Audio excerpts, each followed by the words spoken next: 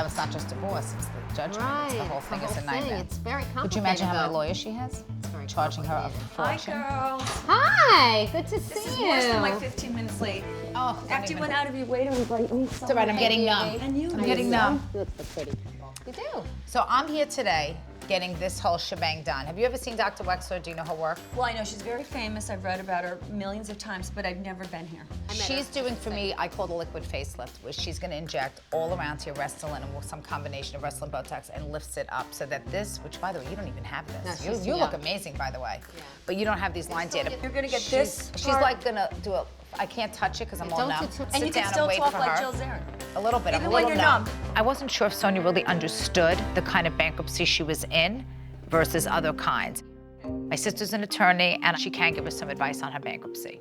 So you have a legal divorce, but you're still working out the financial arrangements of your post-divorce financial situation. Right, and I had businesses. I had a slate of 5 pictures, and I produced one film, a $7 million budget with Congratulations Forrest to you. Whitaker. And not a great financial success, but that's why we had a slate of 5 pictures, because Right. one No, for should one hit.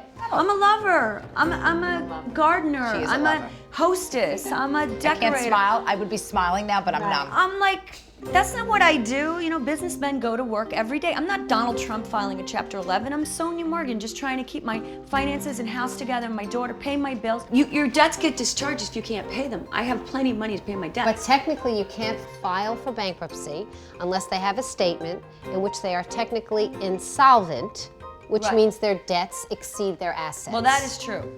Okay. Not without the judgment. Take out the judgment, and she has more There you money go. than she owes. She's never spent more than she's had. She's never So spent if more you than take she out made. the judgment and you have more assets than debts. That's right. Thank you. Because the judgment is a whopping $7.5 million Yes. on a movie that was never made. So Right, they never is the made the movie.